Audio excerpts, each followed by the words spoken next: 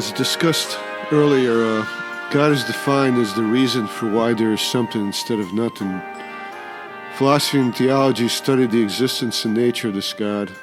Theology is both a branch of philosophy and a distinct area of study when it is defined as the philosophical study of the Christian God.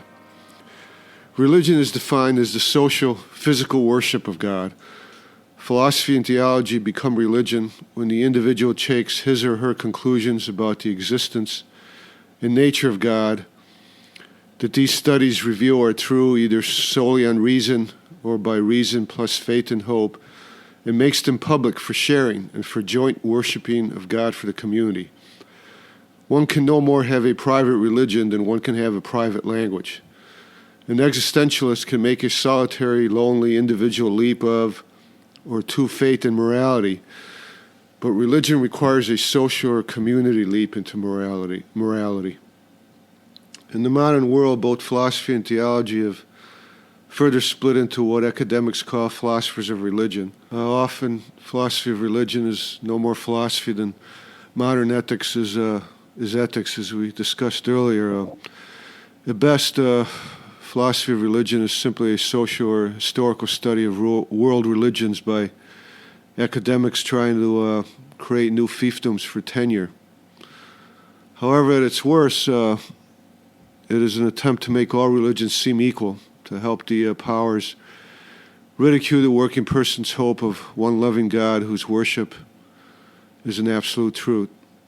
Remember, philosophy deals with first principles for rational thought and seeks truths, or at least universal characteristics, that can be discerned through the rational and logical analysis of words, concepts, and reality, in search of truth, illusion, and falsehood.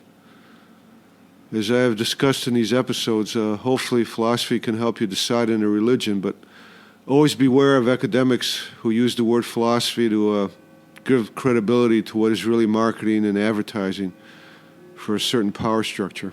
For the working person, the most important question for theology and religion is hope.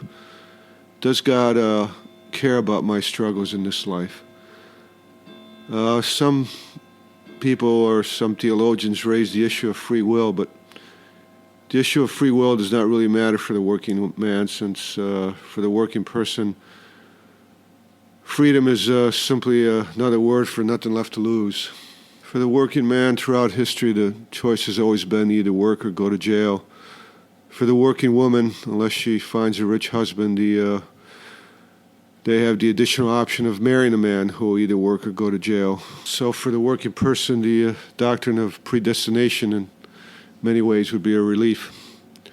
Due in part to the success of Christianity's distinction between what is owed to Caesar and what is owed to God, religion in the Western world has become separated from politics and is now not even much of a religion and not much of a coherent social or community sharing of theological conclusions, but often simply mindless ceremony, the exact opposite of what religion is supposed to be. In the United States, religion seems to be simply a form of individual morality.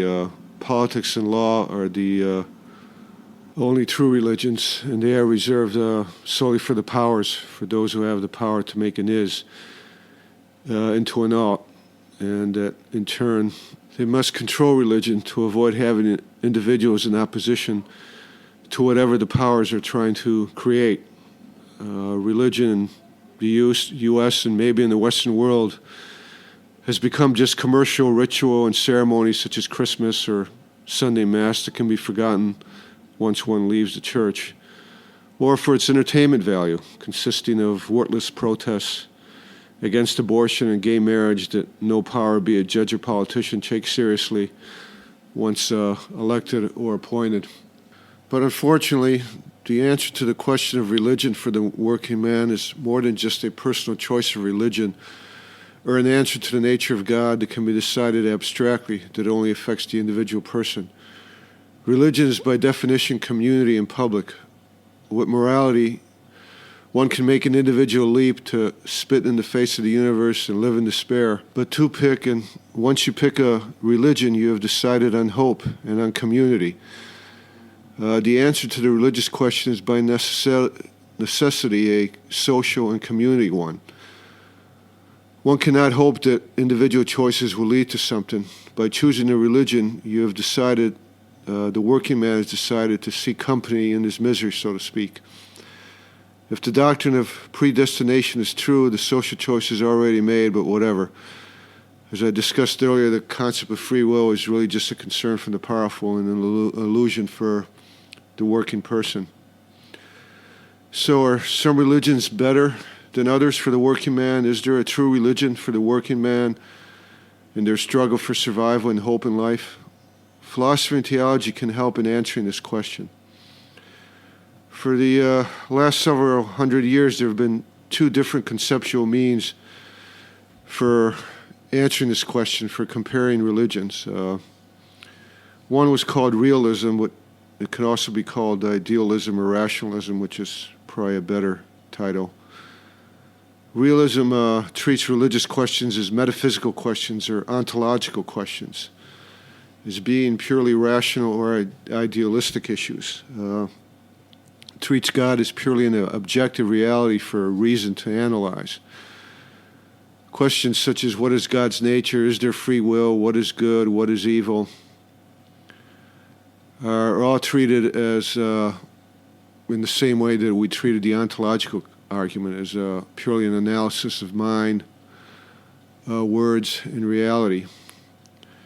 There was also what's called a non-realism approach, which probably isn't really philosophy. In the non-realism approach, God is assumed to be a creation of society, of social interaction. God is not seen as an objective being. I think based on what we've studied so far, working man can ignore this type of conceptual approach for the simple reason that God is the answer to the question of why is there something instead of nothing. It cannot be that humans, either an individual human through solipsism or human society, is the reason or the creation of why is there something instead of nothing.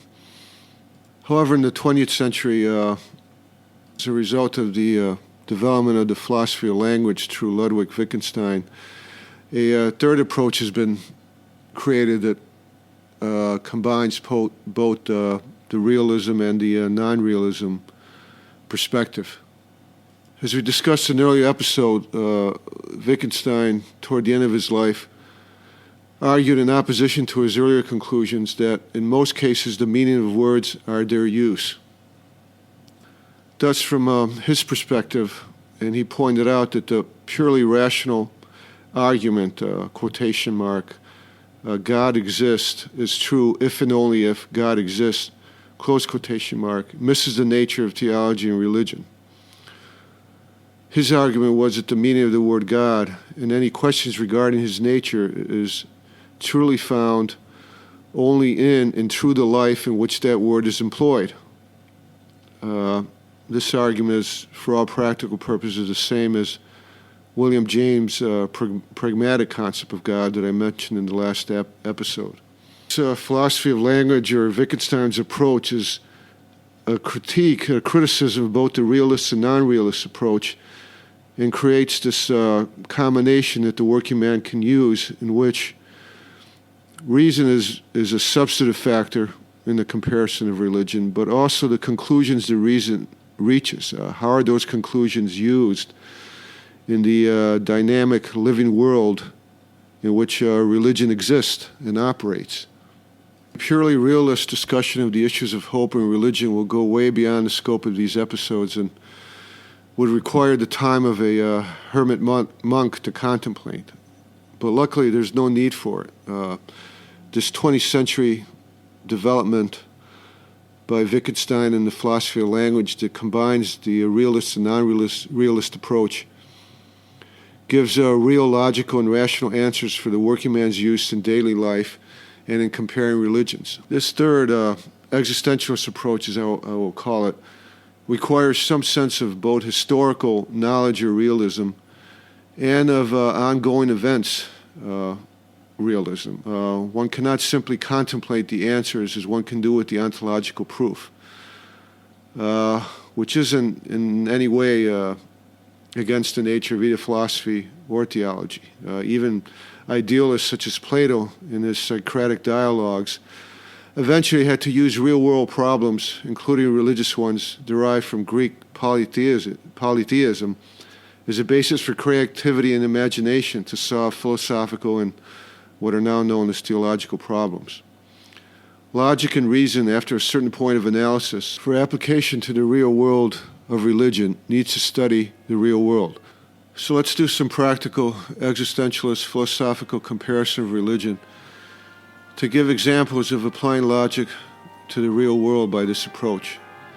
And again, remember, this logical analysis is not static. The meaning of words is their use, and the use changes through history, and thus this approach requires at least some sense of historical realism.